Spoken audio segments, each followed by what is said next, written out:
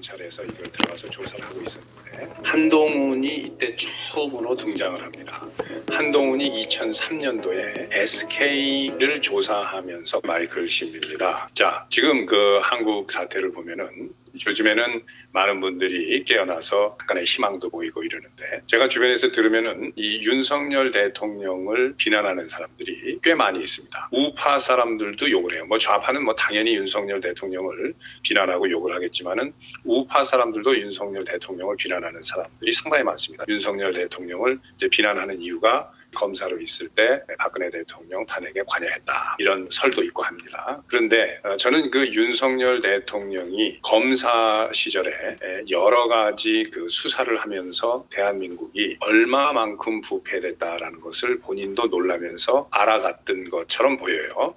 윤석열 대통령이 나중에 검찰총장이 되고 대선에 출마를 하고 그 자리에 올라가서 대한민국을 보니까 너무너무 손을 댈 수가 없을 정도로 썩은 거예요. 그래서 이 압수수색 영장을 발급을 받아야 되는데 많은 분들도 아시다시피 중앙선관위의 위원장들 지방의 그 위원장들이 다 판사로 돼 있고 이게 그놈이니까 한통속이기 때문에 압수수색 영장을 발부받을 수도 없고 그러니까 윤석열 대통령이 여러분들이 아시다시피 이제 계엄이라는 마지막 방법을 쓴 건데 제가 지난 회에서 다산그룹이 어떻게 중국과 연계돼 있고 다산이 한참 그 2003년도 2004년도에 노무현 이회창 선거에 부정개표 의혹이 있어서 수사가 들어갔을 때 그 당시에 중앙선관위의 노조위원장도 중앙선관위와 김대중 정부를 고소를 했습니다. 왜냐하면 전자개표기를 사용하는지도 몰랐는데 전자개표기가 사용이 됐고 2002년 선거를 얘기하는 겁니다.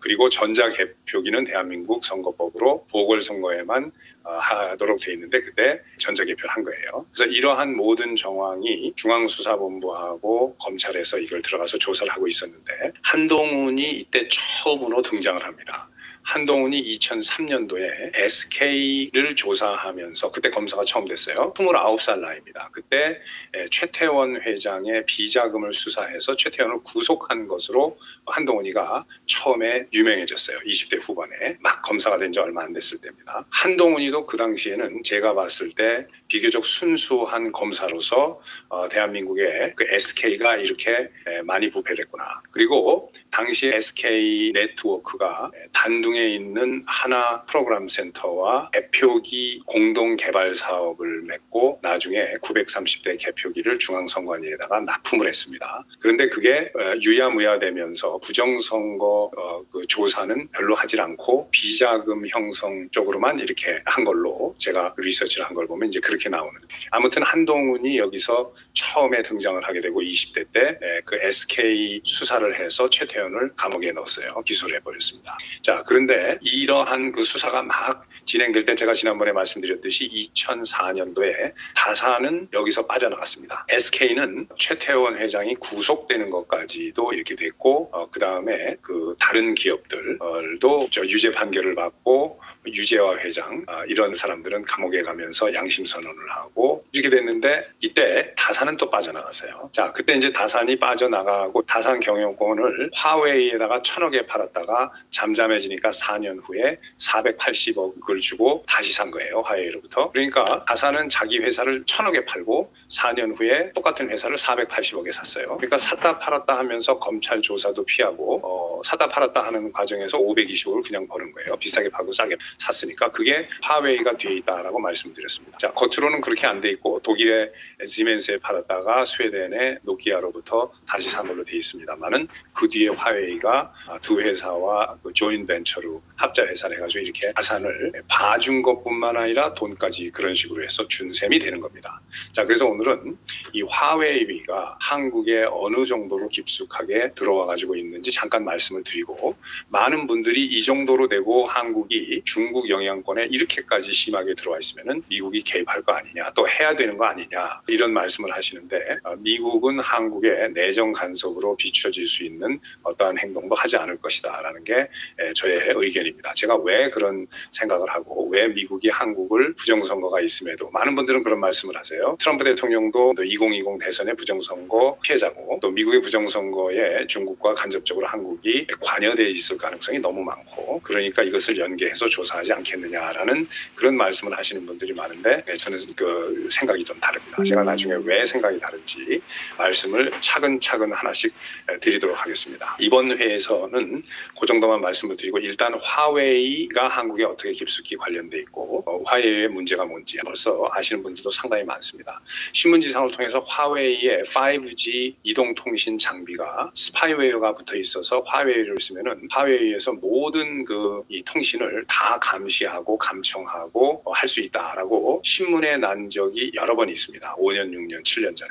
그럼에도 불구하고 LG U+가 화웨이 장비를 수입을 해서 한국에다가 납품을 했는데 중앙선관위에다가 납품을 했습니다. 2019년도에 LG U+가 중앙선관위에 납품 계약을 맺고 화웨이 장비를 납품을 했어요. 자, 그것을 거슬러 올라가면 어떻게 화웨이가 중앙선관위까지 침투를 할 수 있었고 또 화웨이는 이미 미국에서 블룸버그 통신이라든가 뉴욕타임스라든가 여러 미국의 언론들이 화웨이는 매우 문제가 크고 화웨이 통신 장비에 스파이웨어가 붙어 있는데 이것을 조사하기 힘들고 화웨이 장비를 쓰게 되면 모든 게 다 감청되고 도청된다라고 이미 미국의 여러 신문에서 나오고 그래서 미국은 화웨이를 절대 미국에 들어오지도 못하게 하고 쓰지를 못하게 합니다. 자, 그런데 미국에서 어떻게 이제 처음에 화웨이에 대한 의심이나 그런 정보를 미국이 가지고 있었습니다만은 주한 미군 부대에 화웨이가 납품을 하려고 하다가 이제 실패한 적이 있어요. 그런데 그때가 같은 시기입니다. 2019년도에 한국중앙선관위에 납품을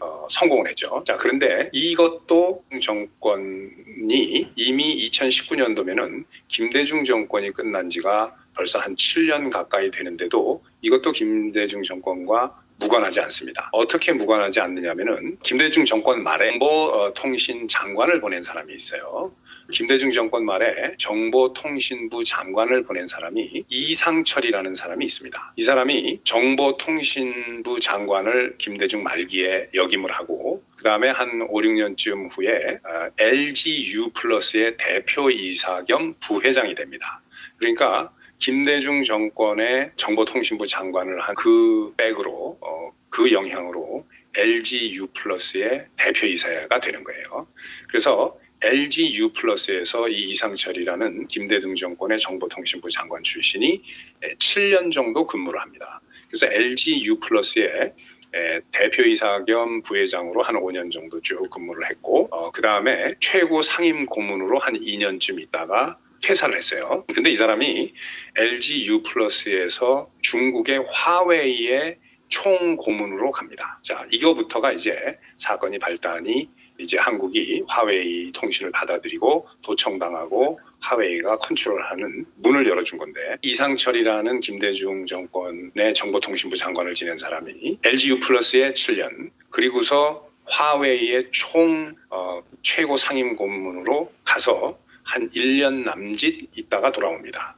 LG를 그만두고 2018년도에 화웨이에서 엄청난 연봉을 받고 가서 한 1년 이상 근무하다가 화웨이에서 사표를 내고 바로 한국으로 돌아옵니다. 자, 이 사람이 LG U+에서 아마 30몇 억인가 그렇게 받았던 것 같은데 그거보다 훨씬 더 돈을 많이 받고 화웨이로 가서 1년 정도 고문을 하고 다시 한국으로 들어와서 화웨이 장비를 한국에다가 까는 일을 한 거예요. 근데 어디를 통해서 했냐면 LG U+를 통해서 간 거예요. 근데 이게 한국 기업에다만 이제 했으면 되는데 중국이 미국에서 납품이 안 되니까 전 세계에 미국의 통신망이라든가 미군 통신망을 먹어 들어가려고 하는 이 중국 정보원 이쪽에서 여러 방면의 노력을 하다가 이 LG U+와 정보통신부 장관 김대중 정권에서 지낸 이 이상철이라는 사람을 통해서 주한 미군 기지에다가 이 화웨이 통신 장비를 납품하려고 엄청나게 노력을 하다가 결국은 이제 실패를 했죠. 그래서 주한 미군에서는 이때부터 화웨이 장비를 조사를 하고 검사를 해서 전 미국의 또 본부에 워싱턴에 이 화웨이 장비가 문제가 있기 때문에 절대로 써서는 안 된다 하면서 미 국무성에까지 올라가서 클린 프로젝트라는 것을 미 국무성이 만들었습니다. 그래서 미국의 그 정부 기관에 들어오는 통신 장비나 이런 거 납품하는 업체에서 대한민국 업체는 당시에는 이제 KT라든가 SK는 통과가 돼서 미국에서 받는 걸로 아무 이상 없이 그렇게 됐지만 LG U+는 빠졌습니다. 화웨이 통신 장비와 부속을 사용하는 기업이다라고 해서 LG U+는 위험 기업으로 미 국무성이 분류했어요. 그래서 납품을 못하게 되는데 이런 정도로 깊숙하게 중국이 한국 내부에 이제 침투를 하고 있는 겁니다. 이런 식으로 이 이상철이라는 사람이 그때부터 쭉 연결이 돼 있는데 지금은 뭘 하는지 모르겠어요. 이 사람은 제가 보기에는 그냥 비즈니스와 김대중 정권의 마지막 정보통신부 장관을 지냈다는 그걸로 이제 LG U+에 들어갔고 거기서 화웨이에서 스카우트가 됐고 화웨이에서 돌아와서 화웨이 장비를 대한민국에 뿌리는 그런 일을 했는데 어느 정도 이 사람이 깊이 있게 그 장비에 스파이웨어가 붙어있고 그거 알았겠죠. 본인이 거기서 최고 상임 고문까지 했는데 그걸 몰랐겠습니까? 아무튼 그러고 나서 이 사람은 손을 떼고 나간 거예요. 그렇지만 이미 화웨이 장비는 퍼졌고 화웨이 그 통신 장비는 한국의 중앙선관위에 납품이 됐습니다. 2019년도에 계약을 해서 납품이 됐어요. 그런데 LG U+와 화웨이가 주장하는 것은 이 장비는 폐쇄 회로와 폐쇄 이 테크놀로지를 쓰기 때문에 외부와 차단돼 있다라고 이야기를 합니다. 그러나 그렇지 않아요. 왜 그러냐면은 아무리 폐쇄된 기능이라 할지라도 이게 전국의 중앙선관위와 대한민국 전국에 퍼져 있는 선관위와 이 외부 통신이 연결이 되려면은 바깥의 통신 장비와 연결이 돼야 되는 거예요. 근데 그 바깥의 통신 장비가 화웨이인 거죠. LG U+가 납품한. 그래서 여기서 들어가서 모든 그 스파이웨어를 통해서 어떤 내용이 오가는지 들여다보고 그 뒤 백도어로 들어가서 화웨이가 네트워크를 따로 자기네들이 만들어서 관리하고 감시하고 할 수 있는 거예요. 그래서 이렇게 지금 기계적으로 중앙선관위도 노출이 돼 있는 겁니다. 외부.